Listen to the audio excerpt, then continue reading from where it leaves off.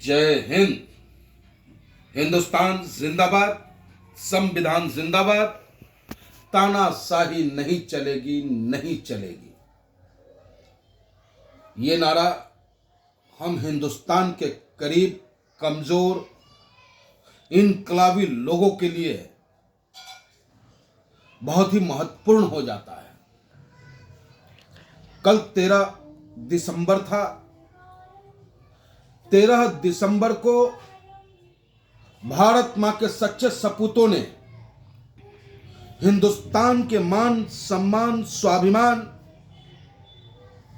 हिंदुस्तान का दिल, लोकतंत्र के मंदिर, लोकसभा के अंदर बैठने वाले उन सभी जनप्रतिनिधियों के प्राणों की रक्षा करते हुए उन आतंकियों से संघर्ष करते करते अपने प्राणों की आहुति दे दी। वो 22वां वर्षी था और उस 13 दिसंबर को हिंदुस्तान के तमाम लोगों ने, हिंदुस्तानियों ने उन वीर जांबाजों को की शहादत पर श्रद्धा सुमन अर्पित किया। उसी दिन एक घटना घटती है। वो घटना हिंदुस्तान को शर्मसार कर देने वाली घटना है। इस स्वस्थ लोकतंत्र में ऐसे घटनाओं के लिए कहीं कोई जगह नहीं है जिसका कि हम हिंदुस्तानी पुरजोर विरोध करते हैं। लेकिन उसके साथ साथ एक बात तो सरकार को माननी पड़ेगी कि तानाशाही रवैया ठीक नहीं है। तानाशाही के साथ सरकार नहीं चलेगी। ये लोकशाही है, लोकतंत्र है और लोकतंत्र में हम सबका अधिकार है कि हमें बेहतर सुविधा मिले, हमें रोजगार मिले, कारोबार बेहतर हो, स्वास्थ्य की सुविधा हो, शिक्षा सस्ती हो। इन सब मांगों को लेकर जब हम हिंदुस्तान के युवा वर्ग, चाहे वो कॉलेज में पढ़ता हुआ छात्र हो, चाहे खेत में हल चलाकर बंजर भूमि के सीना को चीरकर जब अनाज उपजाता है, जिस अनाज से, उन अन्नदाता के अनाजों से हम हिंदुस्तानी अपने पेटों को भरने का काम करते हैं। जिस किसी ने भी आवाज उठाया, चाहे महिलाओं के सम्मान की बात हो,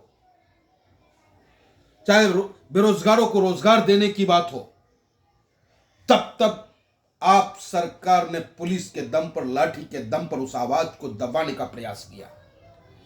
क्या भूल गया हिंदुस्तान? जब हिंदुस्तान की बेटी धरना पे होती है तो उसके साथ किस तरीके का व्यवहार किया जाता है। जब किसान धरना पे होता है तो क्या व्यवहार होता है। जब राजनीतिक दल आपके साथ, आपके खिलाफ प्रोटेस्ट करता है तो आपकी पुलिस क्या व्यवहार करती है, पूरा हिंदुस्तान देख रहा है। और आज फिर हिंदुस्तान ने देखा कि विपक्ष जब आपसे आवाज उठाकर आपसे मांग करता है कि आदरणीय गृह मंत्री अमित शाह जी आए लोकसभा के अंदर में, राज्यसभा के अंदर में, और आकर के बयान दे कि सुरक्षा में इतनी बड़ी चूक हो कैसे गई। क्या यह राइट नहीं बनता है? यह अधिकार नहीं है विपक्षियों का कि वो आपसे मांग करे कि इतनी बड़ी चूक कैसे हुई? और जब वो मांग करता है तो लोकतंत्र के गला को घोटते हुए आप 15-15 सांसदों को निलंबित करने का काम करते हैं। इसी को तानाशाही कहता है। यही तानाशाही है। इसी तानाशाही के खिलाफ हिंदुस्तान की आम आवाम जो है अंदर ही अंदर बौखला रहा है। आदरणीय प्रधानमंत्री जी, या तो आप जवाब दें या गृह मंत्री महोदय जवाब दें। और जहां तक रोजगार की बात है, जिस लोकसभा में 22 साल पहले हमला हो चुका हो, उस लोकसभा की सुरक्षा में आज भी 175 पदें खाली हैं। 301 पद सुनिश्चित है। जब आप अपनी सुरक्षा के में भर्ती नहीं कर पा रहे हैं तो यह नमूना है कि हर जगह पद रिक्त है। आखिर क्यों है रिक्त? और अगर रिक्त है तो वहां भर्ती होनी चाहिए थी।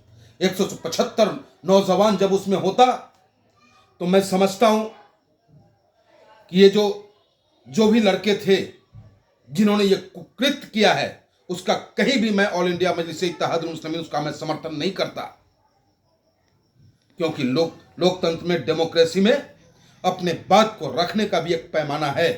अभिव्यक्ति की आज़ादी का मतलब यह नहीं है कि हम अपने पिता को पिता न कहें।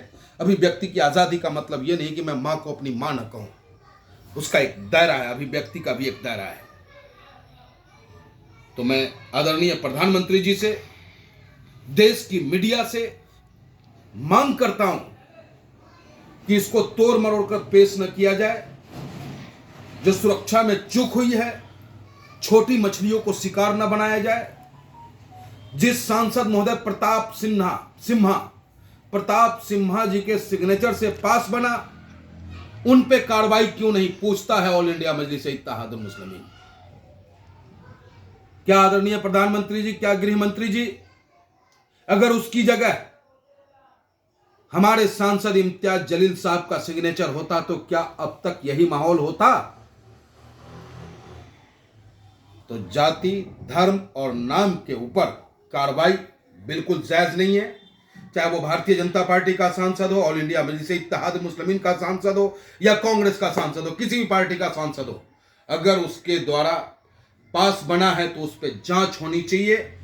दूध का दूध और पानी का पानी हिंदुस्तान देखना चाहता है।